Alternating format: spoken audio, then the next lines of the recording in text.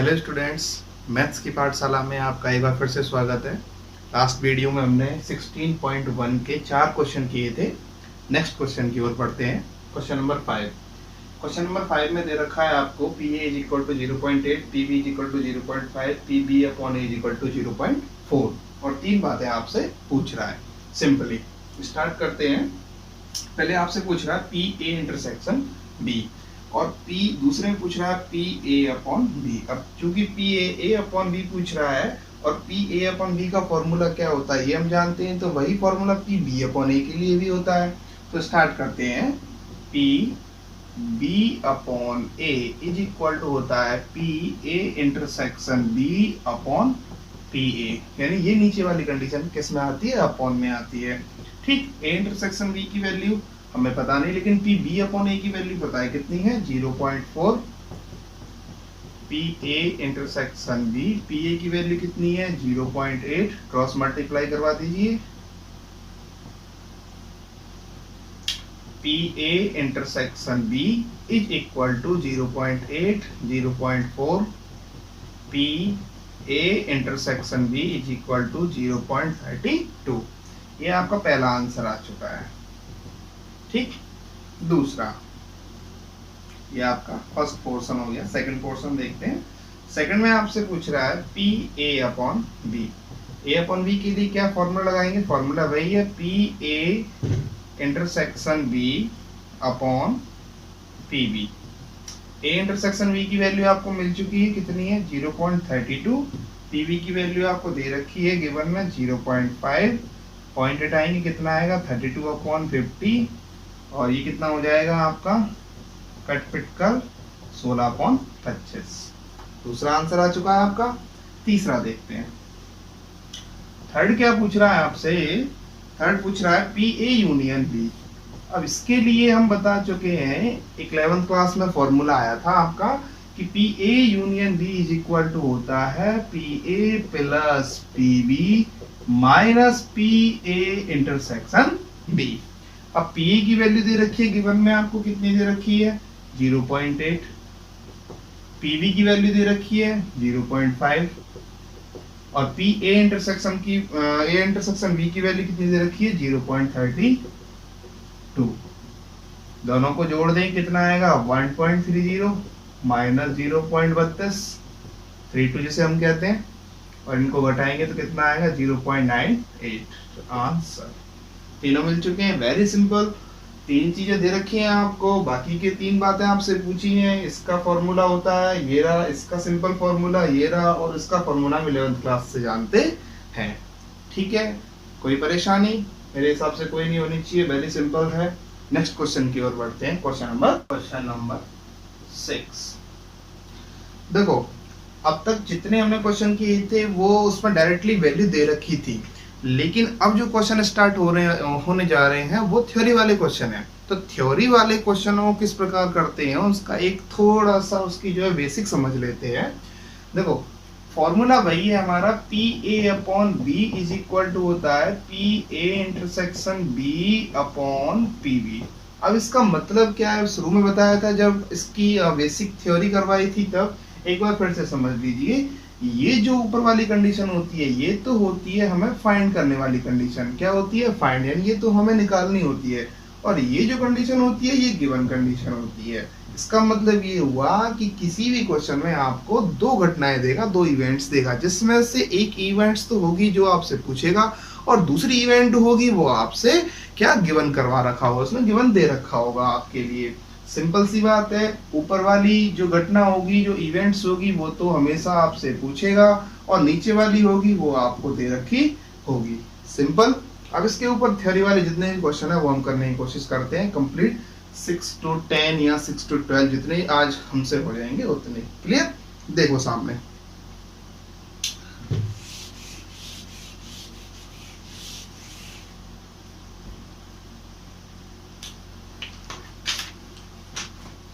Question मैं नहीं लिखूंगा, क्वेश्चन आपके पास होंगे, मैं डायरेक्टली क्वेश्चन आंसर लिखूंगा। क्वेश्चन एक बार समझा देता हूं आपको। देखो, 6 क्वेश्चन क्या कह रहा है? 6 क्वेश्चन ये कह रहे हैं कि एक फैमिली है, उस फैमिली में 2 बच्चे हैं, ठीक है। अब उन दोनों बच्चों में से आपकी दो कंडीशन दे रखी है उसने। पहली कंडीशन ये दे रखी है कि दोनों बच्चों में से कम एक बच्चा लड़का होना चाहिए, और दूसरी कंडीशन दे रखी है जो उसने पूछी भी है कि दोनों की दोनों लड़के होने की प्रोबेबिलिटी निकालो। यानी कि क्वेश्चन ये है कि किसी फैमिली में दो बच्चे हैं, दोनों बच्चों में से एक लड़का है, तो बताओ दोनों लड़के होने की प्रोबेबिलिटी क्या होगी। वेरी सिंपल क्वेश्चन यहाँ करते हैं हम। देखो उसने हमें क्या दे रखा है कि एक फैमिली में दो बच्चे हैं। अब दो बच्चे हैं, वो दोनों बच्चे दोनों किस तरह से हम उनको बताएंगे कि वो कुछ भी हो सकते हैं। जैसे हम कहें कि दोनों लड़के भी हो सकते हैं, दोनों लड़कियां भी हो सकती हैं, एक लड़का एक लड़की भी हो सकती है, एक दूसरा लड़का भी हो सकता है। तो सिंपल है, समझने की कोशिश करना। अच्छा, इस कंप्लीट को जो बताने के लिए हम जो साइन यूज करते हैं वो सैम्पलिंग यूज करते हैं, जिसे हम एस से डिनोट करते हैं। ठीक है, तो हम सबसे पहले उसे बताएंगे कि हम बॉयज को तो यहाँ बता रहे हैं, बॉय को तो बता रहे हैं बी से, और गर्ल को बता रहे हैं जी से। Simple. Then S is equal to, अब कंडीशन कौन कौन सी बन सकती है। यदि एक फैमिली में दो बच्चे हैं तो वो कौन कौन से हो सकते हैं। मैं कह रहा हूं कि दोनों बॉय हो सकते हैं, दोनों गर्ल हो सकती है, एक बॉय एक गर्ल हो सकता है, और एक गर्ल दूसरा बॉय हो सकता है। तो कंडीशन कितनी बनी टोटल? 4। तो मैं कह सकता हूं कि नंबर ऑफ एस कितने हो गए आपके? 4। सिंपल है।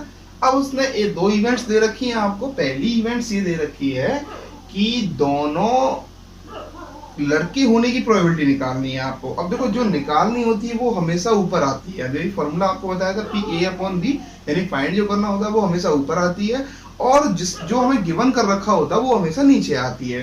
तो मैं कह सकता हूं कि इवेंट्स ई, मैं उसको इवेंट्स ई से प्रदर्शित कर रहा हूं। इवेंट्स ई तो दे रखी है उसने, बोथ आर बॉयज, और दूसरी जो उसने दे रखी है आपको इवेंट एफ, वो दे रखी है एटलीस्ट वन बॉय, यानी कम से कम एक लड़का होना चाहिए। अच्छा, एक बात बताओ, दोनों लड़के होने की कंडीशन क्या बन रही है? दोनों लड़की कंडीशन बन रही है आपकी दोनों बॉय हो सकते हैं, और कम से कम एक बॉय के लिए कंडीशन क्या क्या बन रही है तो वो बता देंगे हम। एक तो बन रही है बॉय गर्ल, यानी इसमें एक लड़का है। एक बन रही है गर्ल बॉय, इसमें भी एक लड़का है। और एक बन रही है बॉय बॉय, इसमें भी कम से कम एक लड़का है।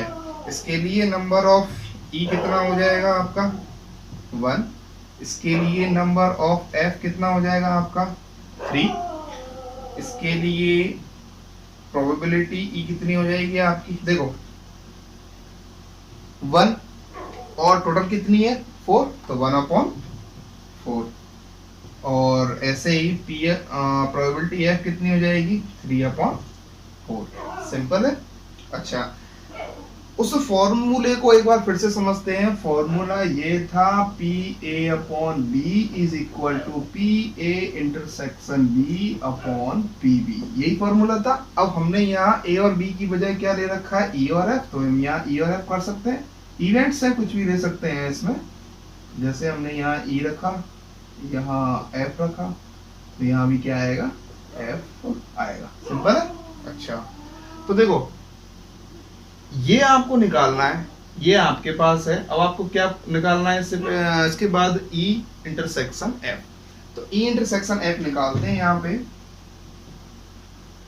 E इंटरसेक्शन F का मतलब दोनों में कॉमन क्या है? तो आप बताओ, इवेंट्स E और इवेंट्स F में दोनों में कॉमन क्या दे रखा है? इधर बॉय बॉय है, इधर भी बॉय बॉय है, तो दोनों में बॉय बॉय कॉमन है। Number of E intersection F कितना हो गया? 1। और अगर इसकी प्रोबेबिलिटी निकालें तो कितनी हो जाएगी? प्रोबेबिलिटी E इंटरसेक्शन F की प्रोबेबिलिटी हो जाएगी 1/4। सिंपल, फॉर्मूले में रख दीजिए। PE/F इज इक्वल टू, देखो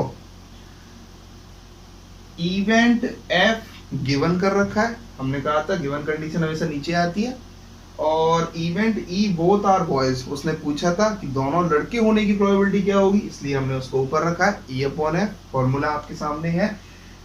पी ई इंटरसेक्शन एफ की वैल्यू कितनी दे रखी है, 1/4। पी एफ की वैल्यू कितनी दे रखी है, 3/4, 4 से 4 कैंसिल, 1/3। Answer simple. यानी एक फैमिली में दो बच्चे थे, दोनों कोई भी हो सकते हैं, इसलिए हमने उसकी चारों कंडीशन बना दी, फिर उसकी नंबर ऑफ एस निकाल दिया, फिर उसके हिसाब से उसने ये तो हमसे पूछा था, यानी कि ये तो हुई फाइंड कंडीशन, ये गिवन कंडीशन हो गई, दोनों के लिए हमने उसके एन ऑफ एफ बता दिया, इधर भी एन ऑफ ई बता दिया, इसकी प्रोबेबिलिटी निकाल दी और आंसर सिंपल। नेक्स्ट क्वेश्चन करते हैं।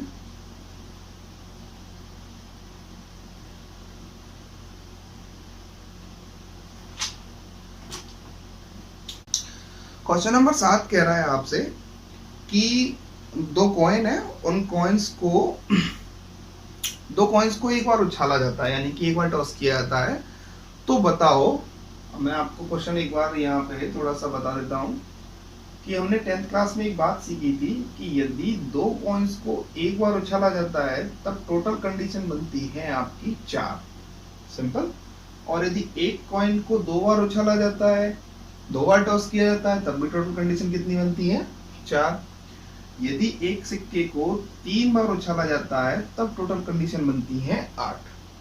तो 3 सिक्कों को अगर एक बार उछाला जाए तब भी टोटल कंडीशन कितनी बनती है, 8। ये सारी बातें हमने 10th क्लास में सीखी थी।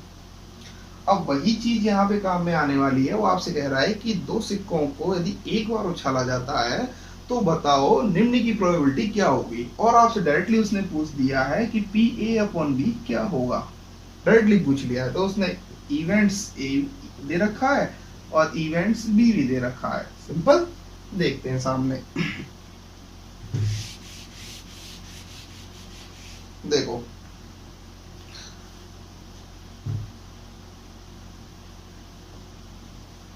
To coins are toss one time. अब दो सिक्कों को जब एक बार उछाला जाएगा तो उसकी जो कंडीशन बनने वाली है, फेवरेबल आउटकम बनने वाले हैं, वो बनने वाले हैं H H, T T, T H या एच टी। तो मैं कह सकता हूं यहां से नंबर ऑफ एस कितने हो जाएंगे, 4, सिंपल।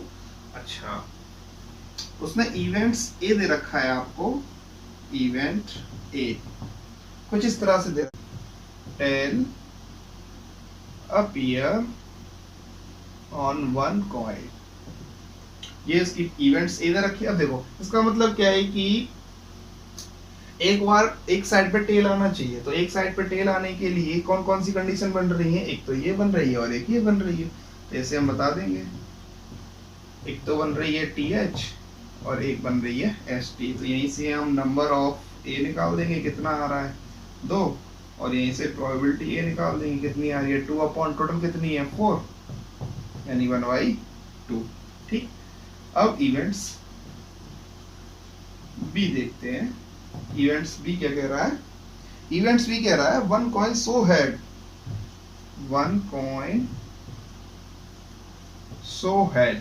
इसका मतलब भी सेम है कि एक साइड पे हेड आना चाहिए, तो एक साइड पे भी हेड आना चाहिए, तो ये रहा एक साइड पे हेड आना चाहिए, दोनों में एक साइड पे हेड है, ये नहीं ले सकते, याद रखना। अगर ये कहता कि कम से कम एक यानी एटलीस्ट होता तो ये जरूर आता, अब एटलीस्ट तो है नहीं, ये एक साइड पे हेड पूछ रहा तो ये आएगा, सिंपल सी बात है। तो यहां से निकाल देंगे, इसलिए इसको कहते हैं देयरफॉर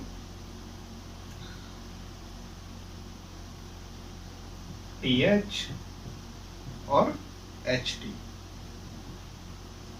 ठीक, नंबर ऑफ बी कितने हैं वही तो, प्रोबेबिलिटी बी कितने निकलेगी 2/4, क्रॉस हो जाएगा 1/2, सिंपल। अब जो हम काम करते आए हैं दोनों में वही कॉमन, कॉमन का मतलब इंटरसेक्शन, तो ए इंटरसेक्शन बी, दोनों में ए इंटरसेक्शन भी देखो इसमें ये है, इसमें ये है, दोनों में कुछ कॉमन आपको दिख रहा होगा भाई, दोनों में यही तो कॉमन है, और कॉमन है ही क्या है, तो लिख देंगे इसी को। दोनों में एक जैसी चीज दिख रही है आपको, तो number of A intersection B कितना निकला 2, तो प्रोबेबिलिटी निकाल दीजिए, ए इंटरसेक्शन बी कितनी आएगी 2/4, यानी कि 1/2, यानी सभी 1/2 आ चुके हैं, कोई बात नहीं है। अब जो हमसे पूछ रहा है वही चीज निकालते हैं। इसने हमसे पूछा था पी ए अपॉन बी, तो P A upon B is equal to formula P A intersection B P B. Intersection B की वैल्यू कितनी है 1/2, पी बी की वैल्यू कितनी दे रखी है 1/2, ये हुए क्रॉस, आपके आंसर आ गया 1। सिंपल है। क्वेश्चन नंबर 7 के 2 पार्ट दे रखे हैं, ये पहला पार्ट है, वेरी सिंपल। दूसरा पार्ट करते हैं। दूसरे पार्ट में सिर्फ उसकी घटना है, नहीं इवेंट्स अलग हो जाएंगे, बाकी ये सेम है, यानी कि 2 सिक्कों को एक बार उछाला जाता है, 2 सिक्कों को एक बार टॉस किया जाता है। तो ये आप एक बार देख लें, फिर इसको मिटाते हैं। दूसरा, इस बार उसने इवेंट ए दे रखा है, no tail appear, no tail appear.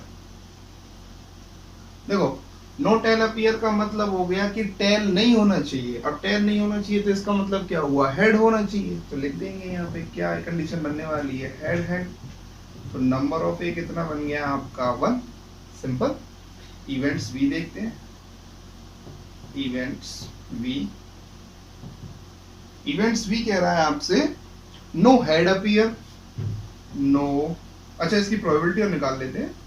तो प्रोबेबिलिटी ए की हो जाएगी आपकी 1/4, है ना। नो, अच्छा इसकी इवेंट भी दे रखी है आपको, नो हेड अपीयर।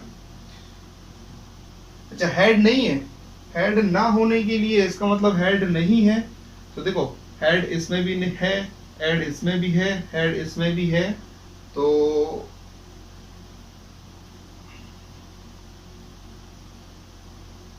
इसमें नहीं है, सिंपल है। तो टेल टेल, वही नंबर ऑफ बी कितना हो जाएगा 1, प्रोबेबिलिटी बी कितनी हो जाएगी 1/4। दोनों में कॉमन करते हैं,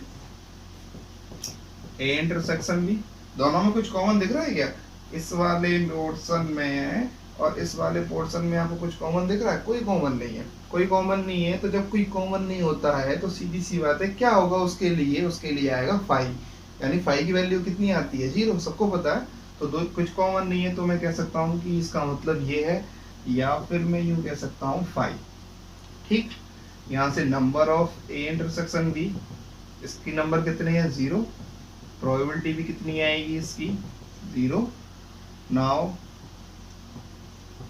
P A upon B is equal to कितना होता, P A intersection B upon P B.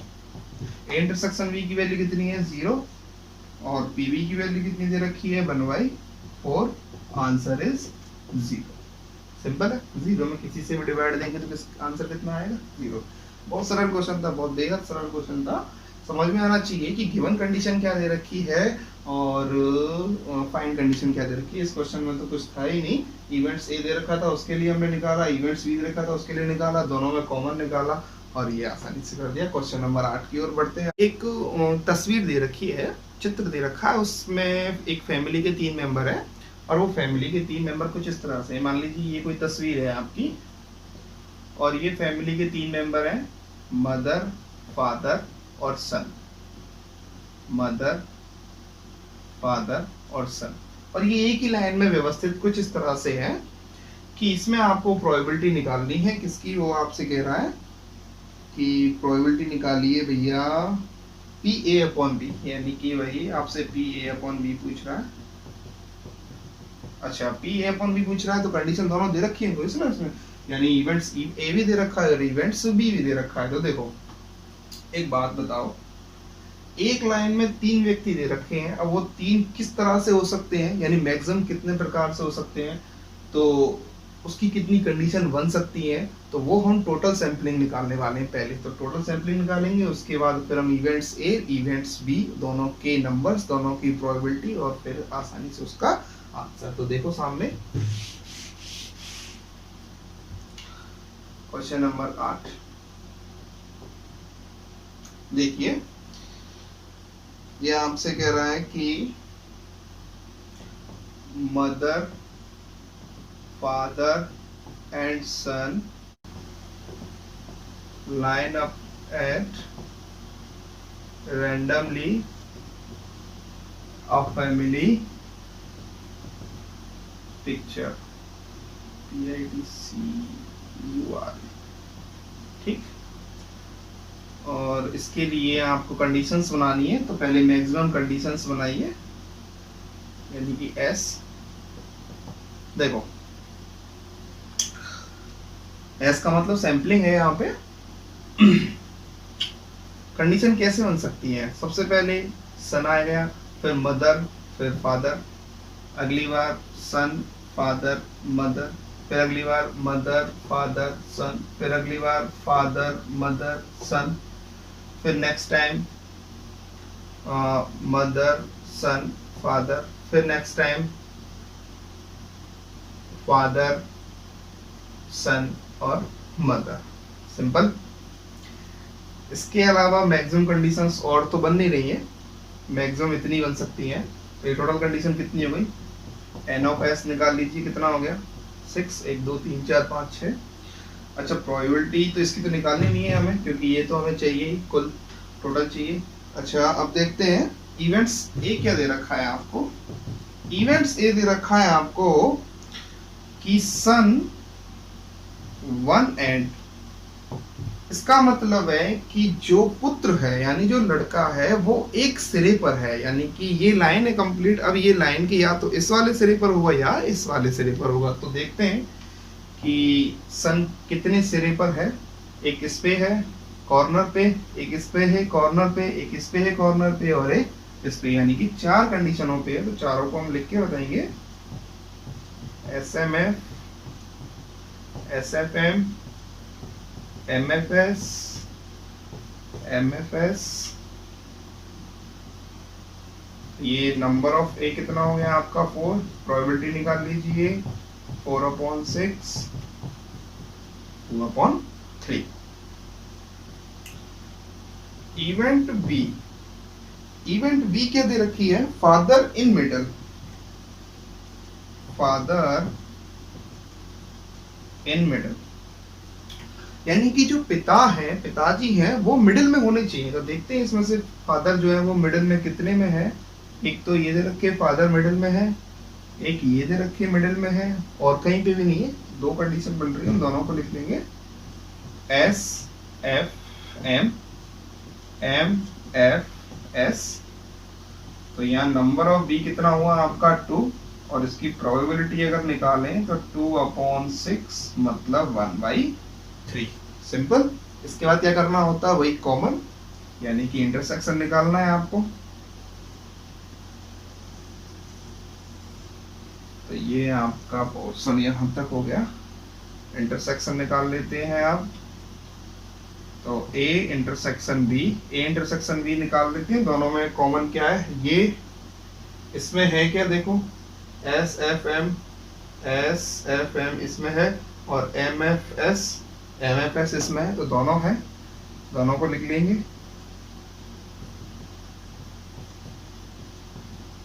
Simple. तो number of A intersection B कितना हुआ 2, और प्रोबेबिलिटी कितनी हुई A इंटरसेक्शन B की 2/6 मतलब 1/3। फॉर्मूला लगा दीजिए। Now PA/B is equal to PA intersection B/PB। Simple है।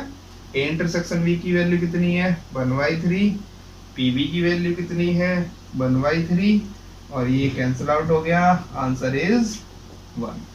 सिंपल। तो बेहद सरल क्वेश्चन था। एक तस्वीर थी और उस तस्वीर में मदर, फादर और सन तीनों कुछ इस तरह से व्यवस्थित थे कि कंडीशन ए में दे रखी थी कि जो उनका पुत्र था वो एक कॉर्नर पे था, और दूसरी कंडीशन दे रखी थी कि जो फादर थे वो मिडिल में थे। तो पहले हमें उन तीनों को कितने मैक्सिमम कितनी बार वो किस तरह से वो बैठ सकते हैं उस तस्वीर में, तो वो हमने बताया कि वो 6 तरीके से बैठ सकते थे। फिर हमने कहा कि सन 4 तरीके से एंड ऑफ कॉर्नर पे आ सकता है, और फादर जो मिडिल में आ रहे हैं वो केवल 2 तरीके से आ रहे हैं। सबकी हमने प्रोबेबिलिटी निकाली और फिर उसका इंटरसेक्शन निकाला और आसानी से उसका आंसर निकाला। वेरी सिंपल था, आप कर सकते हैं। एक डाइस है, उस डाइस को, डाइस सब जानते हैं, पासा, शकुनी मामा वाला पासा हम सब जानते हैं, चल भी रही है आजकल महाभारत, उसे हम देख ही रहे हैं। तो अब एक पासे को फेंका गया, यानी कि एक डाइस को फेंका। अब एक डाइस में मैक्सिमम अंक कितने होते हैं? 6 होते हैं, ठीक है। अब जब डाइस को फेंका गया है तो इवेंट्स 3, यानी कि 3 घटनाएं घट रही हैं। इवेंट्स ए में इतने अंक आते हैं, इवेंट्स बी में इतने आते हैं, और इवेंट्स सी में इतने आते हैं। सिंपल। तो पहले हमें वही काम करना है जो हम करते आए हैं, फिर हम ये काम करेंगे, ठीक। तो इसका सॉल्यूशन स्टार्ट करते हैं यहाँ से। सॉल्यूशन देखिए, इवेंट ए दे रखी है आपको 1, 3, 5। तो नंबर ऑफ ए कितना हो जाएगा? 3। सिंपल है। इससे पहले हम बता देते हैं डाइस के बारे में, तो यहाँ लिख देंगे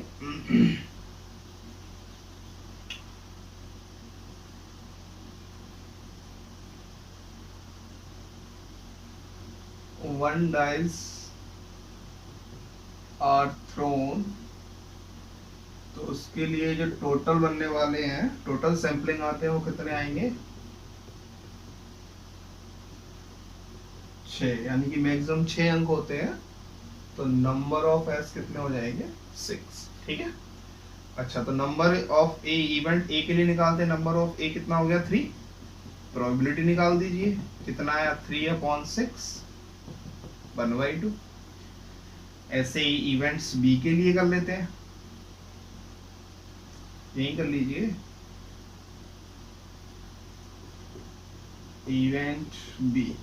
इवेंट बी दे रखी है आपको 2,3, और यहां से नंबर ऑफ बी निकल जाए, कितने हैं ये? 2। और प्रोबेबिलिटी निकाल दीजिए इसकी, पीवी कितनी आई? 2/6, यानी कि 1/3, ठीक।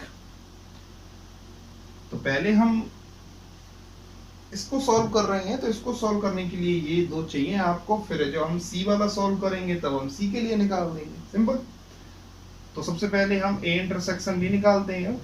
ए इंटरसेक्शन बी निकाली, ये इंटरसेक्शन बी इसमें भी काम में आएगा और इसमें भी काम में आएगा। तो ए इंटरसेक्शन बी देखते हैं, दोनों में क्या कॉमन है?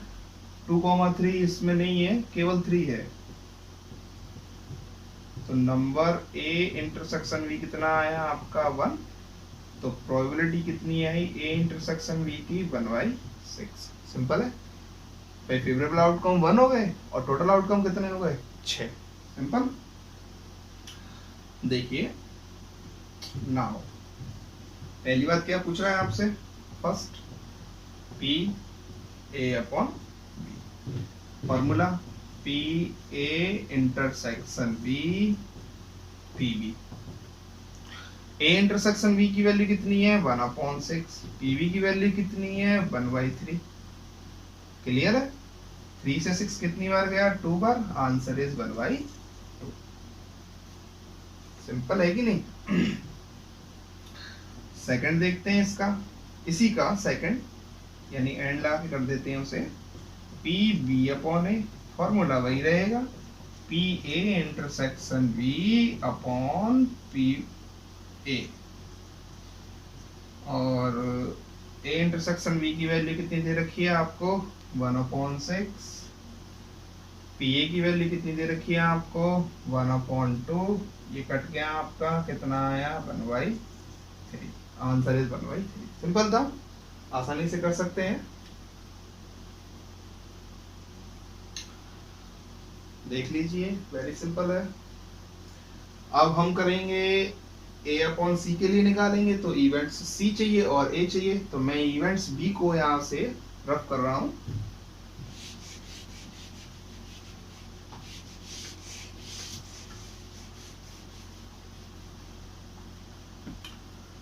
इवेंट्स सी, इवेंट सी ये रहा, इसको लिख लेते हैं, क्या है 2, 3, 4, 5। ठीक है, तो नंबर ऑफ सी कितने हो जाएंगे आपके 4, प्रोबेबिलिटी कितनी निकल जाएगी सी की 4/6 मतलब 2/3। सही है। अब यहां से ए इंटरसेक्शन सी निकालते हैं। ए इंटरसेक्शन सी निकाला आपने तो कितना आया, देखो इसमें और इसमें कॉमन देखना है आपको, तो 3 इसमें है, इसमें है, 5 इसमें है, इसमें है, तो 3,5। तो number of A intersection C कितना आया 2, प्रोबेबिलिटी निकाल दीजिए, ए इंटरसेक्शन कितना आया 2/6 मतलब 1/3। अब इसने ये दो बातें पूछी है, निकाल देते हैं। Now P A/C is equal to PA intersection C/PC। A intersection C की वैल्यू कितनी दे रखी है 1/3, PC की वैल्यू कितनी दे रखी है 2/3, 3 से 3 कैंसिल, आंसर इज 1/2। ठीक, अगला देखते हैं PC/A, PA इंटरसेक्शन C, इस बार क्या आ जाएगा upon PA। A intersection C की वैल्यू तो फिक्स है 1/3, PA की वैल्यू हमने शुरू में निकाल रखी थी 1/2, 2 से 2 कैंसिल, कितना आया, सॉरी 2 से 3 कैंसिल नहीं है भाई, 1/3, 1/2, इसका हो जाएगा ये 2/1 मतलब 2/3 आंसर। ठीक है, तो ये सिंपल से क्वेश्चन थे आपके। अब इसके थर्ड पे आते हैं। थर्ड के दो पोर्शन दे रखे हैं, दोनों पोर्शनों में से मैं एक पोर्शन करवाने वाला हूं आपको। इसका सेकंड पोर्शन में करवा देता हूं, फर्स्ट पोर्शन बहुत सरल है, आप करने की कोशिश करें। देखते हैं इसका थर्ड पोर्शन।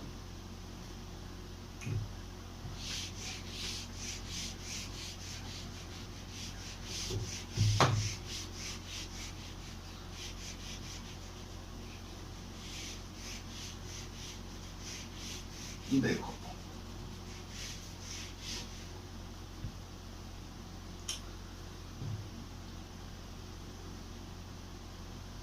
हमसे पूछ रहा है P A इंटरसेक्शन B/C, ये पूछ रहा है हमसे कंप्लीट।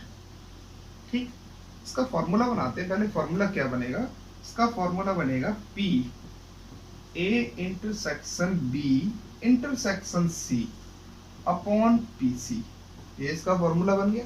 इसका मतलब ये हुआ कि हमें A इंटरसेक्शन B की वैल्यू चाहिए और इंटरसेक्ट उसका भी इंटरसेक्शन करेंगे C, फिर जो वैल्यू आएगी वो इस कंप्लीट की वैल्यू मिल जाएगी। सिंपल सी बात है। तो पहले हमने अभी ये रफ कर दिया, कोई बात नहीं, इसको एक बार फिर से देख लेते हैं। ऊपर यहां से हमारा जो इवेंट A था,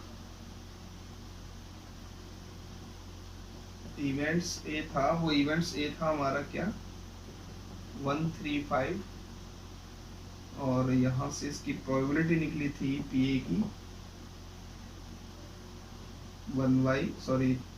3/6 यानी कि 1/2, और इवेंट B था, ये था 2,3, और इसकी प्रोबेबिलिटी निकली थी आपकी 2/6 यानी 1/3।